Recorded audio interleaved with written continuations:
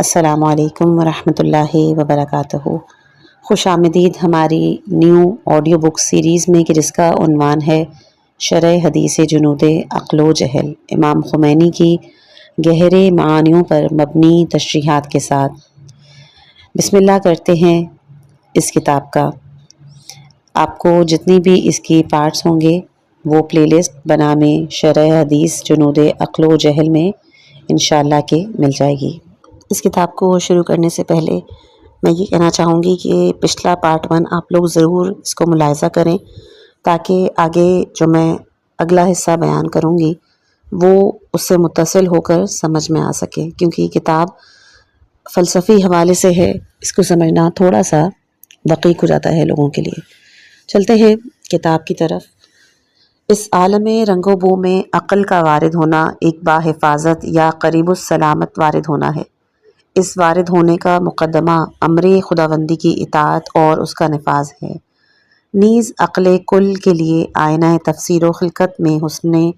جمیل مطلق کی رویت، عالم کثرت میں توحید کے پھیلاؤ اور کثرت کو توحید کی طرف لوٹانے سے عبارت ہے۔ بنابراین مکمل فلاح کلمہ لا الہ الا اللہ میں ہے۔ البتہ توحید کی حقیقتوں اور کلمہ لا الہ الا اللہ کے بہت سارے مراحل اور مدارج ہیں کہ جن کی تعداد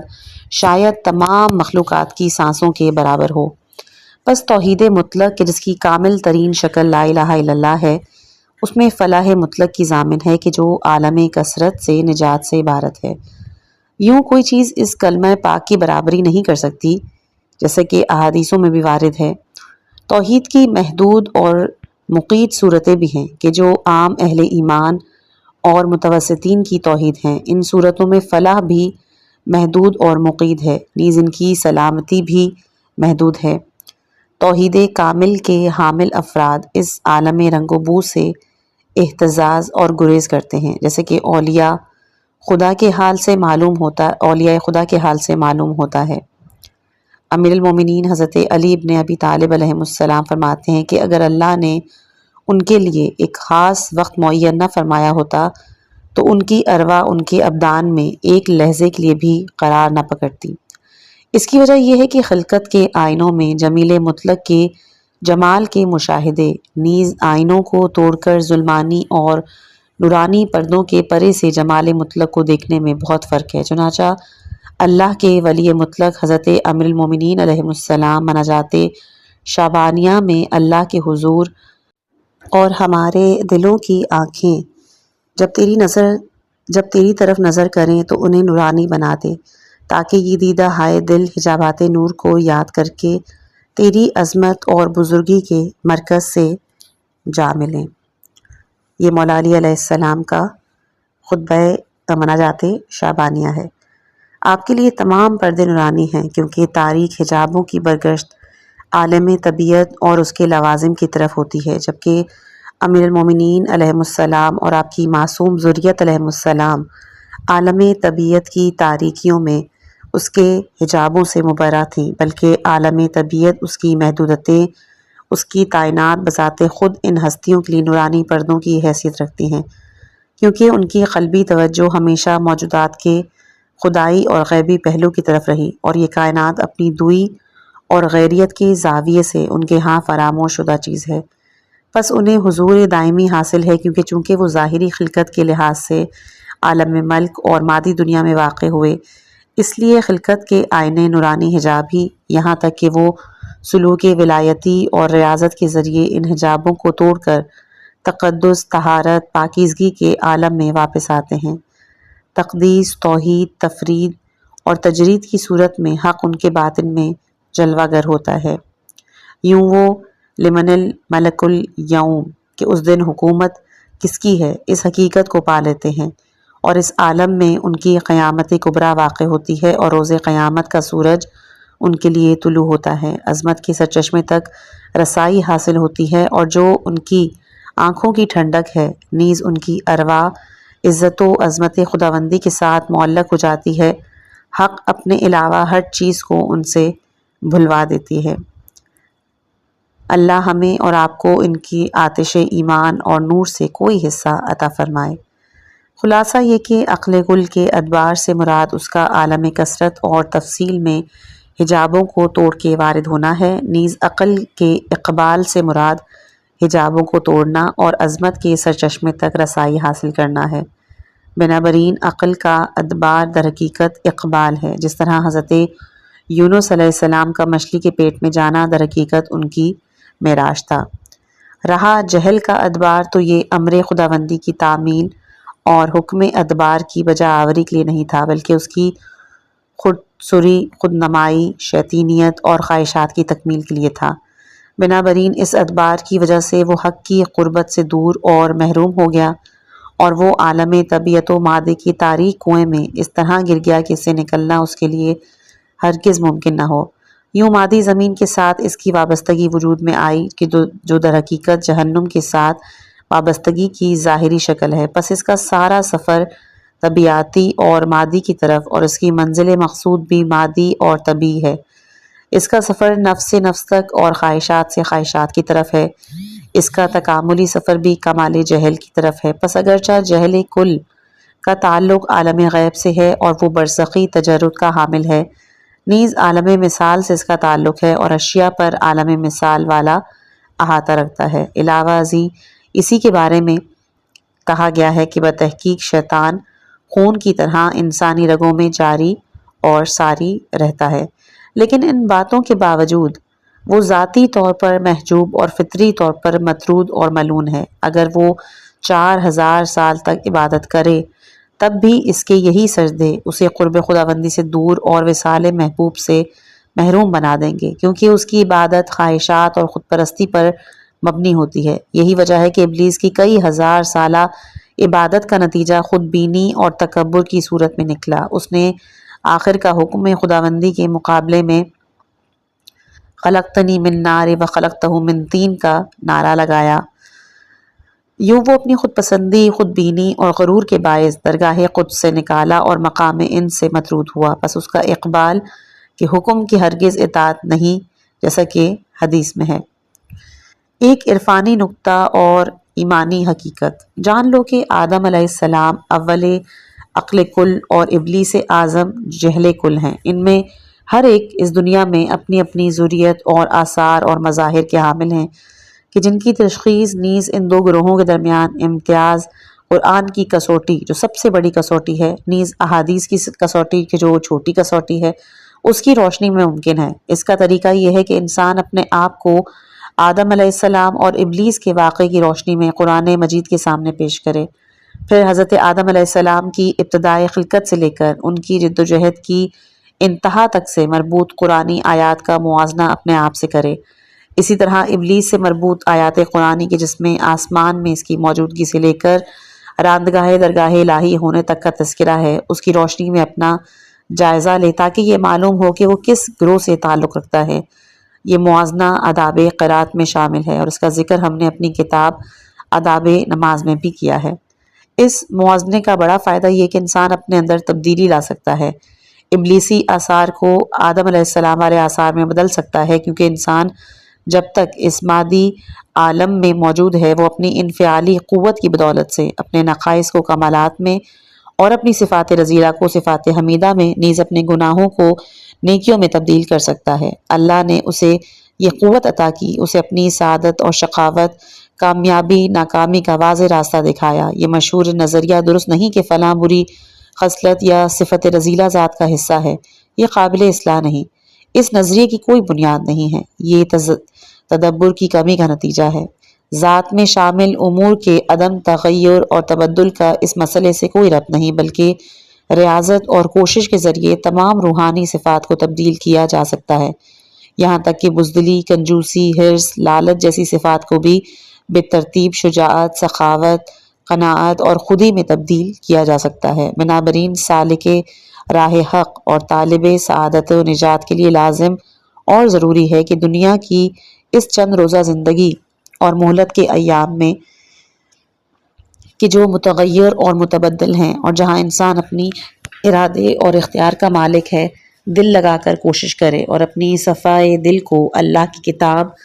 اور احادیث معصومین علیہ السلام کی کسوٹی پر پرکھے۔ کیونکہ قرآن و حدیث حق و باطل، سعادت و شقاوت میں پرکھنے کا معیار ہیں، تاکہ اولاً تو وہ اپنے آپ کو پہچانے اور اپنی باطنی کیفیت سے آگاہ ہو کہ اس کا تعلق کس گروہ اور کس لشکر سے ہے، اور یہ جان لے کہ کیا اس کا تعلق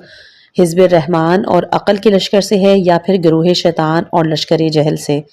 پس اگر وہ اسی حدیث شریف کی روشنی میں اپنے آپ کو جانچے، اپنے آپ کو عقل کے لشکروں میں موجود پائے، یعنی وہ دیکھ لے کہ اس کی روح پر عقل کے لشکروں کا غلبہ ہے، تو وہ اللہ کا شکر بجا لائے اور کوشش کرے کہ اپنے باطن سے جہل کے لشکروں کا صفایا کرے، نیز کوشش کرے کہ عقل اور اس کے لشکروں کے احکام کو اپنے باطن کی مملکت میں نافذ کرے، اپنے کمال باطنی یا جمال باطنی کے باعث غرور میں مبتلا نہ ہو، کیونکہ غرور ابلیس کے خطرناک ترین داموں میں سے ایک دام ہے جو سالک راہ حق کو اپنے راستے سے روکتا ہے بلکہ اسے واپس پلٹاتا ہے۔ اسے یہ جاننا چاہیے کہ جب تک انسان اس دنیا میں موجود ہے اس کے زوال اور سقوط کا خطرہ ہر دم موجود ہے، خواہ وہ روحانی کمال اور جمال کے جس مرتبے اور ادب اور تقوی کی جس منزل پر بھی فائز ہو، وہ کسی بھی وقت بدل سکتا ہے، اس کا انجام شقاوت اور ناکامی پر ختم ہو سکتا ہے۔ پس سالک راہ حق کو اپنے آپ سے ہرگز غافل نہیں ہونا چاہیے، اسے اپنے کمالات پر مغرور، اپنے اندرونی احوال کی رعایت سے غافل نہیں ہونا چاہیے۔ اللہ ہر حال میں اللہ تعالیٰ کے الطاف خفیہ سے متمسک رہنا ہے، اسے چاہیے کہ اپنی عبادت، ریاضت، اپنے علم و تقوی پر ہرگز بھروسہ نہ کرے، انہیں کافی نہ سمجھے، کیونکہ یہ امر انسان کی ہلاکت کا بہت بڑا سبب اور عظیم شیطانی وسوسہ ہے کہ جو سالک کو اپنے آپ سے بھی غافل بنا دیتا ہے۔ چنانچہ ارشاد رب العزت ہے سورہ حشر آیت نمبر 19، ان لوگوں کی طرح نہ بنو جنہوں نے اللہ کو بھلا دیا، اللہ نے انہیں اپنے آپ سے غافل بنا دیا، یہی لوگ ہی فاسق ہیں۔ لیکن اگر اسے یہ محسوس ہو کہ اس کے باطن اور اس کی روح پر جہل کے لشکروں اور گروہ شیطانی کا غلبہ ہے، تو وہ ہر طرح کی کوشش اور ریاضت کو بروئے کار لائے تاکہ وہ اپنے باطن کو دنیا کو شیطانی لشکر ہمن اور آنکھ میں عقل و جہل کے لشکروں کی تشریح اور تفصیل، نیز تزکیہ نفوس، تطہیر قلوب کے بارے میں اپنی آرائز ممکنہ اور مناسب طریقے سے اس مختصر کتاب کی گنجائش کے مطابق بیان کریں گے۔ البتہ یہ یاد رہے کہ ہر شخص کو اپنے قلب کا معالج اور اپنی روح کا طبیب خود ہونا چاہیے۔ انسان کو چاہیے کہ فرصت کے ایام اور فراغت کے اوقات کو مفت میں ضائع ہونے نہ دے، تاکہ کہیں ایسا نہ ہو کہ وہ بے کسی تنگی اور سختی کے وقت خواب غفلت سے بیدار ہو اور پھر اس کا کوئی فائدہ نہ ہو۔ عزیزوں، جب تک یہ عظیم نعمت تمہارے اختیار میں ہے، یہ زندگی موجود ہے، اپنے روز ابتلا اور ایام بے کسی کے لیے کچھ کرو، اپنے آپ کو آنے والی مشکلات، بدبختیوں اور ناکامیوں سے بچاؤ، کیونکہ آج تم تغیر و تبدل کی دنیا آخرت کی کھیتی میں ہو اور مذکورہ نتیجہ حاصل کرنے کی طاقت اور صلاحیت کی خود مالک ہو۔ اگر خدا نخواستہ شیطانی گروہ تجھ پہ غالب آئے، اسی حالت میں تیری زندگی کا خاتمہ ہو، تو پھر کوئی چارہ کار نہ رہے گا اور اس وقت حسرت اور افسوس کا ذرہ بھر فائدہ نہیں ہوگا۔ خدا ہی بہتر جانتا ہے کہ حسرت و افسوس کا یہ دن کس قسم کا ہوگا۔ آج تو ہم اس دن کی حسرتوں کے بارے میں صرف پیشن گوئی ہی سنتے ہیں۔ وہاں حسرتوں کی کوئی انتہا نہ ہوگی، نہ شرمندگی اور ندامت کی کوئی حد۔ ہاں، جس شخص کو اللہ نے معنوی ترقی، روحانی تکامل اور حقیقی کامیابی تک رسائی کے سارے وسائل فراہم کیے ہوں، خواہ وہ باطنی وسائل ہوں کہ جو عقل، خیر و شر میں فرق کی صلاحیت، مقاصد تک رسائی کی استعداد اور کمال و جمال تک رسائی سے فطری عشق سے عبارت ہوں، خواہ وہ ظاہری وسائل ہوں کہ جو عمر، وقت، مناسب ماحول، صحیح اور سالم اعضاء، بالخصوص راہ ہدایت، آسمانی کتابوں اور احکام خداوندی کا راستہ دکھانے والوں اور ان کی تفسیر کرنے والوں سے عبارت ہیں۔ وہ ان تمام باتوں کے باوجود اللہ کی بے پایہ نعمتوں کی ناشکری کرے، یعنی اللہ کی امانتوں میں خیانت کرے، عقل و شرع کی مخالفت کرے، اپنے ولی نعمت اللہ تعالیٰ کے اتباع پر خواہشات نفسانی اور شیاطین جن و انس کی پیروی کو ترجیح دے، اور پھر وہ ایسے وقت اور اپنے خواب گراں سے بیدار ہو کہ جب وہ ہر موقع گنوا چکا ہو، تمام خدا اور نعمتوں کو کھو چکا ہو، تمام خدا داد نعمتوں کو کھو چکا ہو، ان نعمتوں کے ذریعے ابدی سعادت حاصل کرنے اور جنت میں انبیاء اور اولیاء کے ساتھ آرام و سکون کی زندگی حاصل کرنے کے بجائے ابدی بدبختی مول لے، وہ جنوں، شیطانوں اور جہنمیوں کا ساتھی بنے گا۔ وہ تاریکی، تنگی، دباؤ، آگ، وزنی زنجیروں، نیز سانپوں اور بچھوؤں کے ہمراہ محشور ہوگا اور اس کی منزل حاویہ ہوگی۔ آپ اس قسم کے بیچارے انسان کا تصور کریں، اس وقت اسے کتنا افسوس ہوگا جب وہ دیکھے گا کہ اس کے ساتھی، اس کے ہم جنس، اس کے ہم وطن افراد خوشبختی اور کامیابی کی منزل کو پہنچ چکے ہیں، لیکن وہ ان کامل افراد کے قافلے سے بچھڑ کر ناقص، شقی، بدبخت لوگوں کے قافلے سے ملحق ہو چکا ہے۔ نیز اب اس کے پاس ایسے نقائص کو دور کرنے کے لیے کوئی چارہ کار نہیں۔ جب تک ہم اس دنیا کے مادی غلاف میں بند ہیں، اس وقت تک عالم آخرت اور وہاں کے احوال اور اوضاع کا اندازہ نہیں لگا سکتے۔ اس عالم کے پیچھے جو حقائق پوشیدہ ہیں، جن کا بیان اللہ نے آسمانی کتابوں، انبیاء کرام اور اولیاء العظام کے ذریعے کیا، ان پر حقیقی یقین حاصل نہیں۔ ہم ان امور پر ایمان کا ظاہری اظہار تو کرتے ہیں، ممکن ہے کہ دلائل و براہین اور اولیاء اور علماء کی تعالیم کے باعث عقلی طور پر ان امور کا اعتقاد بھی رکھتے ہوں، لیکن اس کے باوجود ہم ایمان قلبی کہ جو کمال انسانیت کی علامت ہے اس سے محروم ہیں۔ ہم استدلال کے مصنوعی ٹانگوں کے سہارے کوشش کرتے ہیں کہ اس پیچ و خم اور خطرناک راستے کو طے کریں۔ ہم ان چیزوں کے سہارے منزل مقصود کو نہیں پا سکیں گے، بلکہ ہم قافلہ عرش سے بچھڑ جائیں گے۔ جس حدیث شریف کی ہم شرح کر رہے ہیں، اس کے آخر میں ان امور میں سے بعض کی طرف اشارہ ہوا ہے کہ جس کا ہم نے گزشتہ سطور اور اوراق میں ذکر کیا ہے۔ امام علی علیہ السلام فرماتے ہیں، عقل کے لشکروں کی یہ ساری صفات کسی نبی یا وصی یا امتحان شدہ مومن کے علاوہ کسی میں جمع نہیں ہوں گی۔ رہے ہمارے دیگر پیروکار تو ان میں سے کوئی مذکورہ لشکروں میں سے کسی سے خالی نہ ہوگا، یہاں تک کہ وہ کامل ہو جائے اور جہل کے لشکروں سے پاک ہو جائے۔ اس وقت وہ انبیاء اور اوصیاء علیہ السلام کے ساتھ اعلیٰ ترین درجے میں ہوگا۔ اس حدیث سے معلوم ہوتا ہے کہ جن مومنین کے دل نور ایمان کے لیے صاف اور خالص ہو جائیں، ان کے اندر یہ تمام صفات جمع ہوتی ہیں۔ رہے دوسرے لوگ جن کے اندر عقل کی ایک یا چند لشکر جمع ہوں، وہ علمی اور عملی ریاضت کے ذریعے اپنے آپ کو کامل کر سکتے ہیں۔ نیز جہل کے لشکروں سے پاک اور عقل کے لشکروں سے مزین ہو کر انبیاء اور اولیاء کے ساتھ ایمان کے اعلیٰ ترین درجے کو حاصل کر سکتے ہیں۔ حدیث شریف کے بعض الفاظ کی مختصر تشریح۔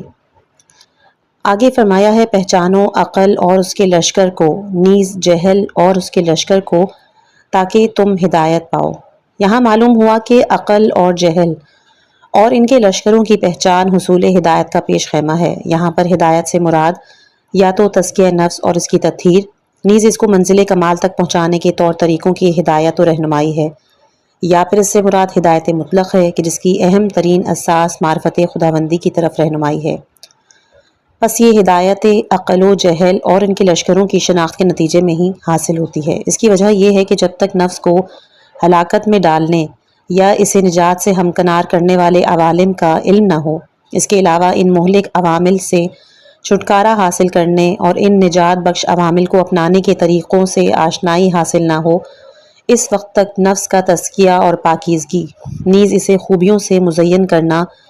اور منزل کمال تک پہنچانا ممکن نہیں۔ اگر نفس کو باطنی پاکیزگی حاصل نہ ہو اور وہ کمالات متوسطہ تک رسائی حاصل نہ کرے تو وہ اسماء و صفات کے جلووں اور حقیقی معرفت سے محروم رہے گا۔ حقیقت تو یہ ہے کہ تمام ظاہری اعمال اور معنوی صفات اور خصائل معرف الہیہ کی تمہید ہیں،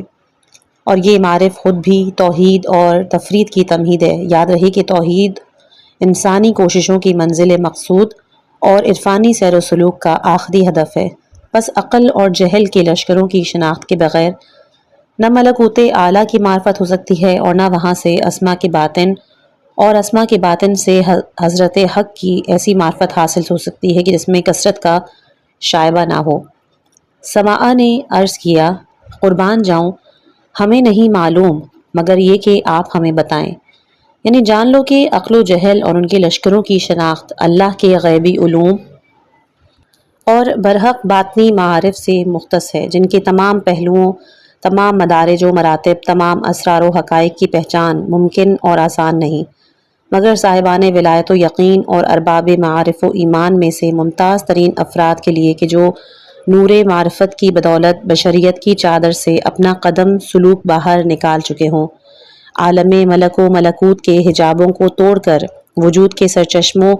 اور غیب و شہود کے مصادر تک پہنچ چکے ہوں، نیز مشاہدہ حضوری کے ذریعے غیبی عوالم کو پا چکے ہوں۔ یہ توفیق کامل انسانوں کے سوا کسی کو نصیب نہیں ہو سکتی۔ یاد رہے کہ مشاہدہ حضوری جو کہ عرفان کی حقیقت ہے اور علوم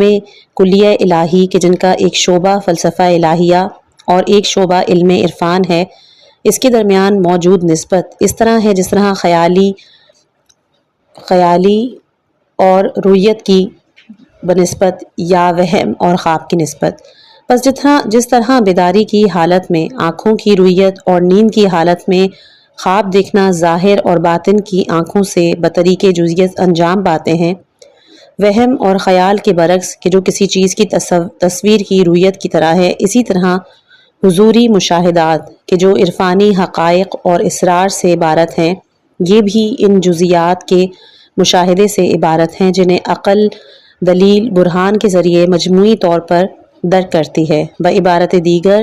مشاہدہ عقل کی آنکھوں سے عالم غیب کی حقائق کے مجردہ کو دیکھنے کا نام ہے، جس طرح رویت روح کی آنکھ سے ظاہری چیزوں کو دیکھنے کا نام ہے۔ جب تک عقل مفاہیم اور کلیات کی قید میں بند ہے، وہ شہود اور حضور سے تہی دامن رہے گی، اگرچہ کہ علوم مشاہدات کو جنم دینے والے بیج کی حیثیت رکھتے ہیں، لیکن صرف علوم پر اکتفا کرنا عین حجاب ہے۔ جب تک یہ بیج دل کی زمین میں کھل کر فانی نہ ہو جائیں، اس وقت تک یہ مشاہدات کے حصول کا سرچشمہ نہیں بن سکتے۔ نیز جب تک وہ دل کے گودام میں اپنی الگ حیثیت کے حامل رہیں، ان سے کوئی فائدہ اور نتیجہ حاصل نہیں ہوگا۔ خلاصہ یہ کہ غیبی اور ملکوتی عوالم خواہ و ملکوت اعلیٰ ہوں کہ جن میں عوالم عقول کلیہ بھی شامل ہیں، یا پھر ملکوت سفلی کہ جن میں ابلیس اور اس کے لشکر بھی شامل ہیں، ان کا احاطہ سوائے اولیاء کامل کے کہ جن کے علوم وحی الہی کے سرچشمے اور افاضہ خداوندی کے مرکز سے حاصل شدہ ہیں، کوئی نہیں کر سکتا۔ اسی لیے سماع بن مہران امام علیہ السلام سے عرض کرتا ہے کہ ہم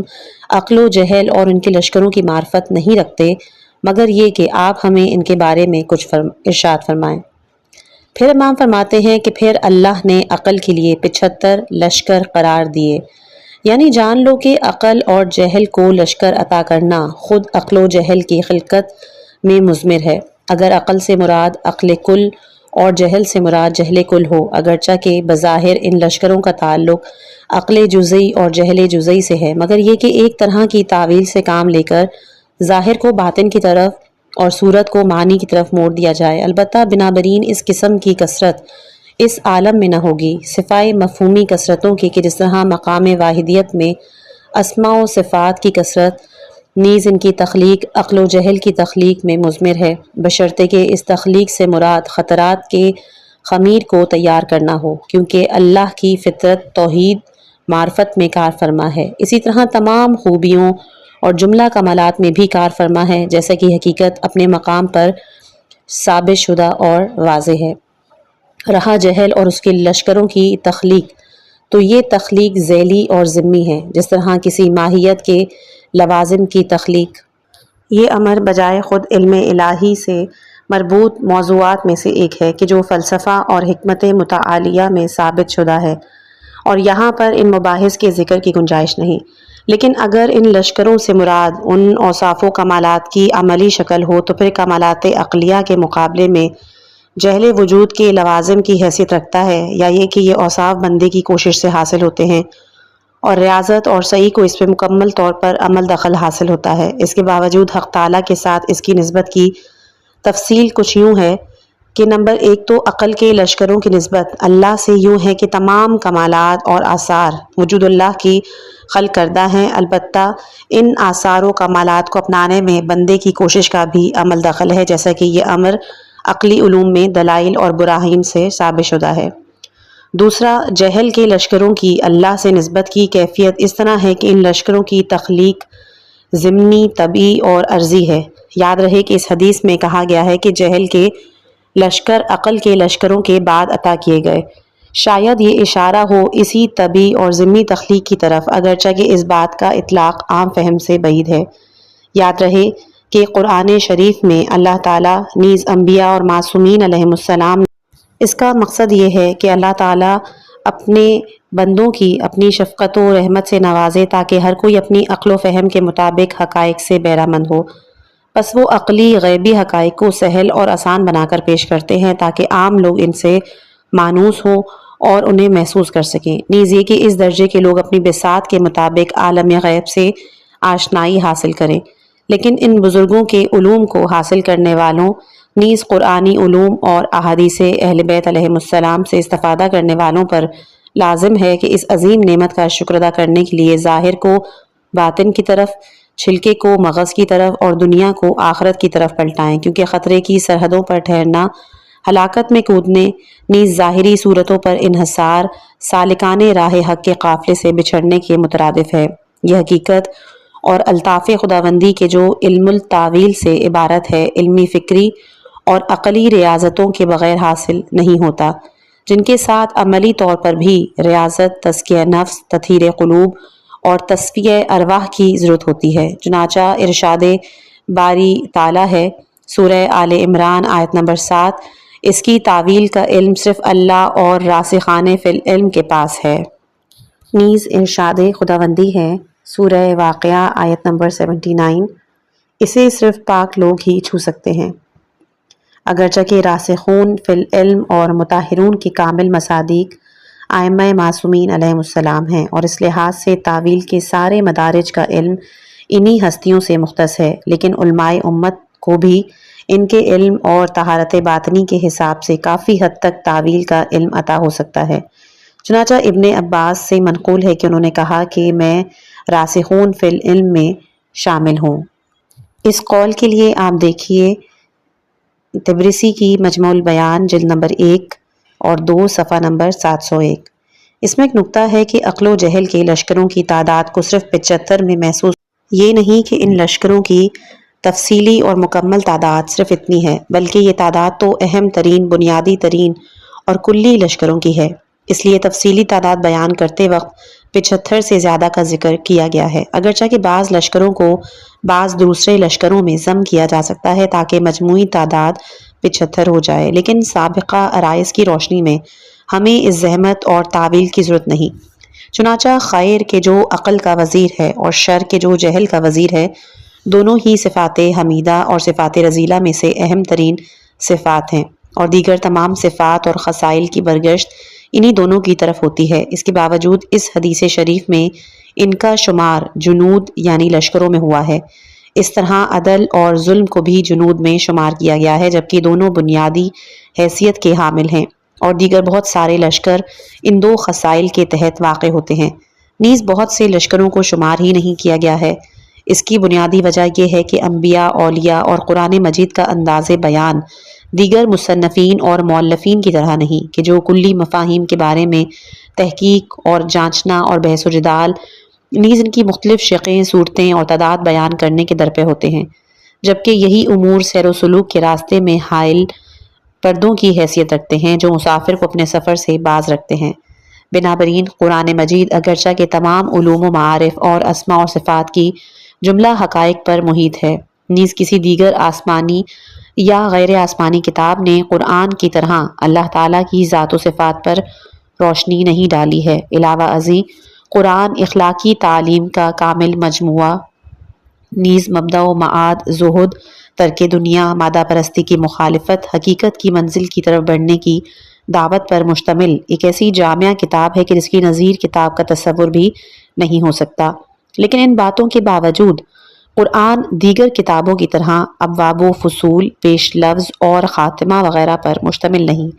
یہ اس کتاب کے اتارنے والے کی قدرت کاملہ کی دلیل ہے کہ وہ اپنے مقاصد کو بیان کرنے میں ان وسائل کا محتاج نہیں ہے۔ اسی لیے ہم دیکھتے ہیں کہ کبھی وہ دلیل و برہان جیسے فلاسفے تمہیدات کے بعد بیان کرنے پر مجبور ہوتے ہیں، اسے قرآن نصف سطر میں بیان کر دیتا ہے، جبکہ اس کی برہانی شکل و صورت بھی نہیں ہوتی۔ مثال کے طور پر سورہ انبیاء کی آیت نمبر 22 لے لیں کہ اگر زمین و آسمان میں اللہ کے علاوہ اور بھی خدا ہوتے تو ان دونوں کا نظام درہم برہم ہو جاتا۔ نیز اسی طرح فرمان ہے سورہ مومنون آیت نمبر 91، ہر معبود اپنی مخلوقات کو لے کر الگ ہو جاتا اور ایک دوسرے پر چڑھائی کر دیتا۔ ملاحظہ کیجئے دونوں توحید پر بہترین دلیل و برہان ہیں۔ ان دونوں دلائل میں سے ہر ایک کئی صفحات پر مشتمل تحریر کے محتاج ہیں، جو صاحبان بصیرت کے لیے واضح ہے، اور نااہلوں کو اس میں تصرف کا حق نہیں۔ چونکہ یہ ایک جامع کلام ہے، اس لیے ہر کوئی اپنے فہم و ادراک کے مطابق ان آیات سے مفہوم اخذ کرتا ہے۔ اس قسم کی ایک آیت اور قرآن میں یہ بھی ہے، سورہ ملک آیت نمبر 14، کیا جس نے خلق کیا ہے اسے علم نہیں، حالانکہ وہ باریک بین اور آگاہ ہے۔ نیز اسی طرح قرآن میں ارشاد ہے، سورہ حدید آیت نمبر 4، کہ تم جہاں کہیں بھی ہو وہ تمہارے ساتھ ہے۔ نیز سورہ بقرہ آیت نمبر 115 میں ہے کہ تم جدھر بھی رخ کرو وہاں اللہ موجود ہے۔ ان میں سے اسی طرح قرآن میں سورہ زخرف آیت نمبر 84 میں ہے کہ وہ آسمان میں بھی خدا ہے، زمین میں بھی خدا ہے۔ اور سورہ حدید آیت نمبر 3، وہ اول بھی ہے، آخر بھی، ظاہر بھی ہے، باطن بھی۔ ان میں سے ہر جملہ ماورائے طبیع حکمت عالیہ اور فلسفہ متعالیہ کی طرف عرفانی اشارہ ہے کہ جو شخص اہل بیت معصومین علیہم السلام کی احادیث کی طرف رجوع کرے، خاص کر اصول کافی، توحید صدوق، نہج البلاغہ اور ان بزرگ ہستیوں سے مروی دعائیں، خاص کر صحیفہ سجادیہ کی اطراف اور ان میں غور و فکر کرے تو وہ جان لے گا کہ یہ علوم الہی، معرف ربانی اور علم اسماء صفات خداوندی سے بھرے ہوئے ہیں۔ نیز یہ اصطلاحات کے پردوں اور مفاہیم کی زنجیروں سے آزاد ہیں، کیونکہ یہ چیزیں خود حجاب ہیں۔ آگے چل کر حدیث کہتی ہے کہ جب جہل نے اللہ کی طرف سے عقل کی عزت افزائی اور عقل پر نوازش دیکھی تو عقل کی عداوت دل میں بٹھا لی۔ اس کی تشریح ہے کہ اگر یہاں جہل سے مراد اہل بیت اور شیطانیت ہوں عالم امر میں، تو پھر جہل کا عقل کے لشکروں کو دیکھنا لازمی طور پر یا تو ناقص میں کامل کے انعکاس کے ذریعے ہے، یا پھر کمال کے ساتھ نقص کے موازنے یا مقایسہ ازداد کی صورت میں، کیونکہ عقل کے لشکر عقل کے ساتھ مخلوط اور مدغم ہیں، اور ان لشکروں کی رویت عقل کی رویت کے بغیر ممکن نہیں۔ جہل کے لیے ان کا مکمل مشاہدہ میسر نہیں ہو سکتا، چنانچہ عقل کی عداوت کو دل میں جگہ دینا ان دو ماہیتوں کے درمیان تضاد اور تنافر سے عبارت ہے۔ یہ دونوں باتیں اگرچہ حدیث کے ظاہری مفہوم سے ہم آہنگ نہیں ہیں، لیکن ظاہر کو باطن کی طرف لوٹانے کی صورت میں ان کی گنجائش موجود ہے۔ لیکن اگر یہاں جہل سے مراد ابلیس کے مظاہر و آثار اور اصحاب جہل کی جہالتیں ہوں کہ جو انسان کی قوت وہمیہ سے عبارت ہیں، تو ان سے مراد درج ذیل دو چیزیں ہو سکتی ہیں۔ الف یہ کہ اس قوت وہمیہ اور قوت عقلیہ کے مابین تضاد کی طرف اشارہ ہو جو ہر انسان کے اندر موجود ہے، نیز عقل اور اس کے لشکروں کی تخلیق کا جہل اور اس کے لشکروں کی تخلیق پر مقدم ہونا، اسی طرح بعض کا مؤخر ہونا بجائے خود اشارہ ہے ملکوت اسفل پر ملکوت اعلیٰ کے تقدم ذاتی، نیز صفات و ملکات پر ذوات کے تقدم کی طرف۔ بنابراین ہر فرد بشر کے اندر جہل و عقل کے تمام لشکر فطری اور طبعی طور پر موجود ہوتے ہیں، البتہ عقل کے لشکروں کی موجودگی ذاتی اور اصلی ہے، جبکہ جہل کے لشکروں کی موجودگی فرعی اور ذیلی ہے۔ جہل کا عقل اور اس کے لشکروں کو دیکھنا بھی مذکورہ دو صورتوں میں سے ایک پر محمول ہوگا، اور دوسرا یہ کہ یہاں لوگوں کے دو گروہوں کی طرف اشارہ ہو کہ جن میں سے ایک خوش بخت اور کمالات کے حامل لوگوں کا گروہ ہے اور دوسرا بدبخت اور نقائص کے حامل افراد کا گروہ۔ ان دونوں گروہوں کے درمیان موجود تضاد بھی ذاتی ہے کہ جو مشہور عیاں ہیں۔ یہاں رویت بھی ان کے عام معنوں میں آثار کے مشاہدے سے حاصل ہوتی ہے۔ واللہ العالم۔ آگے حدیث میں فرمایا کہ پس جہل نے کہا، اے میرے رب، یہ میری طرح کی مخلوق ہے، یعنی کہ جہل کا عقل کے ساتھ مماثلت کا دعویٰ اس طرح ہے جس طرح ابلیس نے آدم علیہ السلام سے برتر ہونے کا دعویٰ کیا تھا اور کہا تھا کہ وَخَلَقْتُ مِن نَارٍ وَخَلَقْتُ مِن طِینٍ۔ یہ دعویٰ نتیجہ تھا مقام عقل کو نہ پہچاننے کا۔ نیز ابلیس کی خود بینی، خود پرستی اور تکبر کا ظاہر ہے کہ خود بینی اور تکبر کا حجاب ایسا دبیز حجاب ہے کہ جو اس میں مبتلا ہونے والے کو جملہ حقائق کے علاوہ دوسروں کی تمام خوبیوں اور کمالات نیز اپنے عیوب اور نقائص کے ادراک سے عاجز بنا دیتا ہے۔ یہ حجاب ابلیس کی میراث ہے۔ جس کسی کے اندر یہ حجاب قوت پکڑے وہ ابلیس کی ذریت میں شامل ہو جائے گا، اگرچہ کہ وہ ظاہری طور پر انسان کی اولاد ہو، کیونکہ عالم انسانیت اور عالم ملکوت کے جو تمام اشیاء کی حیثیت کو معین کرتے ہیں ان کے اندر معیار اور میزان ملکوتی ولادت ہے۔ چنانچہ ملکوتی ولادت کے حامل انسان حضرت عیسیٰ مسیح فرماتے ہیں کہ جو شخص دو بار متولد نہ ہو وہ ملکوت آسمان میں سیر نہیں کرتا۔ یہ دوسری ولادت ملکوت اعلیٰ میں وارد ہونے کی ابتدائے ہے۔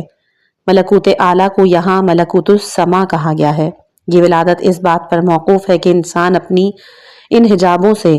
کہ جو ابلیس کی میراث سے خارج ہو اور حقائق اسماء کہ جو آدم کی میراث ہے اس سے ہمکنار ہو۔ عقل کے لشکروں کی حقیقتوں سے ہمکنار ہونا تمہید ہے اسماء کی حقیقتوں سے ہمکنار ہونے کے۔ اس کے بعد پھر فرمایا کہ محققین کہتے ہیں کہ جہل کی یہ گفتگو اور عقل کے مقابلے کے لیے لشکروں کی درخواست الفاظ کی زبان میں نہیں ہوئی بلکہ یہ گفتگو استعداد اور صلاحیت کی زبان سے انجام پائی ہے۔ یاد رہے یہ بات ہماری سابقہ گفتگو سے ہم آہنگ نہیں کہ عقل اور اس کے لشکروں کی تشکیل پھر فاصلے سے جہل اور اس کے لشکروں کی تشکیل الگ الگ طور پر انجام نہیں پائی۔ بالفاظ دیگر ایسا نہیں کہ پہلے عقل کو اس کے لشکروں کے بغیر خلق فرمایا اور اس میں بعد میں اس کے لشکروں کو، اسی طرح جہل کو بھی، بلکہ عقل کی تخلیق اس کی جملہ ذاتی خصوصیات کی تخلیق سے عبارت ہے۔ جیسا کہ عقلی علوم میں یہ بات ثابت شدہ ہے کہ جو کچھ امکان عام کی صورت میں عقل کے لیے ممکن ہے وہ اس کے لیے اس پہلی خلقت میں لازم ہے، اور یہ ممکن نہیں کہ عالم عقلی خالی امکان، انتظار، استعداد اور صلاحیت کا ہی حاصل ہو۔ بنابراین استعداد کی زبان سے تعبیر کرنا ایک حد تک تحقیق سے دور ہے، مگر یہ کہ اس سے مراد زبان حال ہو۔ پھر فرمایا ٹھیک ہے، لیکن اگر اس کے بعد تو نے نافرمانی کی تو میں تجھے اور تیرے لشکر کو اپنی رحمت سے خارج کر دوں گا۔ تو جواب دیا کہ میں راضی ہوں۔ اب یاد رہے کہ نافرمانی اور رحمت سے خارج کرنا جہل کل کے معاملے میں ایک الگ مفہوم کا حامل ہے، اور وہ ہے ذاتی نقص و عیب اور بارگاہ کبریا سے فطری خروج۔ جیسا کہ پہلے بھی اس کی طرف اشارہ ہو چکا ہے، لیکن جہل جزئی میں فطری لشکروں سے نوازنے کے بعد اس نافرمانی سے مراد نقص و عیب کے نیز عقل کے لشکروں کی ازداد کے ذریعے سے استعداد اور قوت سے فعلیت میں تبدیل ہونا، یعنی یہ نقص و عیب کا امکان سے وجود میں بدلنا۔ فعلیت اور وجود میں تبدیل ہونے کے بعد جہل، بدبختی، شقاوت کی انتہا کو پہنچے گا اور قرب اور رحمت خداوندی سے دور ہوگا، نیز شیطان اور نافرمانوں کے ساتھ ملحق ہوگا۔ آگے متن ہے حدیث کا کہ پس اللہ نے اسے بھی 75 لشکر عطا کیے، یعنی جان لو کہ جہل کو ان لشکروں سے نوازنا کہ جو عقل اور اس کے لشکروں کے ساتھ مخالفت کی تقویت کا باعث ہے، اس بات کے منافی نہیں ہے کہ اللہ ان کو عذاب دے اور اپنی رحمت سے دور کر دے، کیونکہ جیسا کہ آپ جان چکے ہیں جہل کے یہ لشکر عقل کے لشکروں کا لازمہ ہیں۔ طبیعی اور مادی عالم کی خلقت کا لازمہ ہی تضاد اور معاندت ہے، لیکن یہ کسی طرح بھی سلب اختیار کا باعث نہیں ہے، بلکہ اگر کمالات اور عقلی لشکروں کے مقابلے میں موجود قوتیں عقل کے اختیار اور ارادے سے خارج ہوں تو ان میں سے اکثر کا کمال ہی سلب ہو جائے گا۔ مثلاً عدل صفت کمال ہے جسے انسان اپنے ارادے اختیار سے اپناتا ہے۔ اگر ظالم کو ظلم نہ کرنے دیا جائے اور اسے ظلم سے روکا جائے اور عادل مجبوراً عدل قائم کرے تو وہ عادل نہیں کہلائے گا، چونکہ صفات کمالیہ میں سے ہر صفت اپنے ضد کے ساتھ انسان کی طینت میں بالذات اور بالعرض شامل ہے۔ انسان ان میں سے ہر ایک پر عمل درآمد میں ارادہ اور اختیار کا مالک ہے، اس لیے ان دونوں متضاد امور میں سے ہر ایک پر عمل کرنا سعادت یا شقاوت کا باعث ہے، یعنی یا حزب الرحمن اور عقل کے لشکروں میں یا پھر حزب الشیطان اور جہل کے لشکروں میں شامل ہونے کا موجب ہے۔ اسی لیے اس حدیث میں جہل سے فرمایا کہ اگر ان لشکروں کے ملنے کے بعد تو نے نافرمانی کی تو تجھے اور تیرے لشکروں کو اپنے رحمت کے دائرے سے خارج کر دوں گا۔ اس کی وجہ یہ ہے کہ اگر نافرمانی صفات رذیلہ کے عملی اظہار کا موجب نہ بنے تو عاصی اللہ کی رحمت اور بارگاہ سے مکمل طور پر دور نہیں ہوگا، لیکن اگر نافرمانی کے باعث فطری رذائل عملاً ظاہر ہوں اور انسان کی باطنی کیفیت جہل کے لشکر کی شکل میں تبدیل اور ظاہر ہو جائے تو دوبارہ رحمت سے دور ہوگا، بلکہ یہ بھی ممکن ہے کہ فطرت الہی کا نور ہمیشہ کے لیے بجھ جائے۔ اس صورت میں ایسا انسان شیطان کا ساتھی، اللہ کی رحمت سے دور اور جہنم میں ہمیشہ رہنے کا مستحق ہوگا۔ یہی وجہ ہے کہ تزکیہ نفس اور تہذیب اخلاق کی کوشش کہ جو حقیقت ابلیس کے تسلط سے رہائی کا باعث ہے، عقل کے نزدیک عظیم ترین ذمہ داریوں اور اہم ترین واجبات میں سے ایک ہے۔ یہ بات اپنی جگہ ثابت شدہ ہے کہ حیات کے 3 ادوار ایک ہی حقیقت قدسیہ کی مختلف تجلیاں اور ایک ہی خدائی جلوے کے مختلف مراحل ہیں۔ یہ 3 مراحل حیات کچھ یوں ہیں۔ پہلا ہے نشاط ملک، یعنی دنیاوی زندگی کے جو ظاہری عبادات کی آماجگاہ ہے۔ دوسرا ہے نشاط ملکوت، یعنی برزخی زندگی، یہ قلبی عبادات اور باطنی تزکیہ اور تصفیہ کا مرحلہ ہے۔ تیسرا ہے نشاط جبروت، یعنی اخروی زندگی کے جو روحانی عبادات اور تجرید، تفرید اور توحید کی مظہر ہے۔ نفس کے غیبی وجود اس کے غیبی اور برزخی وجود سے نسبت ظاہریت اور مظہریت والی نسبت بھی نہیں، بلکہ ان کی باہمی نسبت ایک ہی چیز کے ظاہر اور باطن کے درمیان موجود نسبت سے عبارت ہے۔ بس زندگی کے ان 3 مراحل میں سے ہر مرحلہ دوسرے مرحلے پر اس مرحلے کی مناسبت سے اثر انداز ہوتا ہے۔ بطور مثال، ظاہری عبادات شرعیہ اگر اپنے ظاہری اور باطنی آداب کے مطابق ہوں تو یہ باطنی تزکیہ اور تہذیب کا موجب بنیں گے، بلکہ روح کے اندر توحید کے بیج بوئیں گے۔ اسی طرح باطن کا تزکیہ اور تصفیہ بندگی کی قوت میں اضافہ کرتا ہے، انسان کو توحید کی حقیقتوں تک پہنچا دیتا ہے۔ اسی طرح روح توحید باطن کو صاف اور عبودیت کو کامل بنا دیتی ہے۔ اس لیے سالک کے راہ حق کو چاہیے کہ وہ زندگی کے 3 عین ممکن ہے کہ کسی نامحرم کی طرف ایک غلط نظر یا زبان کی معمولی سی غلطی انسان کو مدتوں تک توحید کے اسرار و حقائق سے محروم رکھے،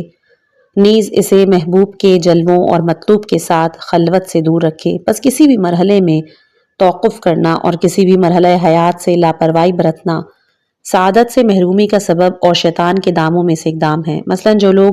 ظاہری عبادت اور مناسک سے آشنا ہیں ان کو سخت اہمیت دیتے ہیں، شیطان ان ظاہری عبادات کو ان کی نظروں میں مزین کر کے پیش کرتا ہے اور ان کی نظر میں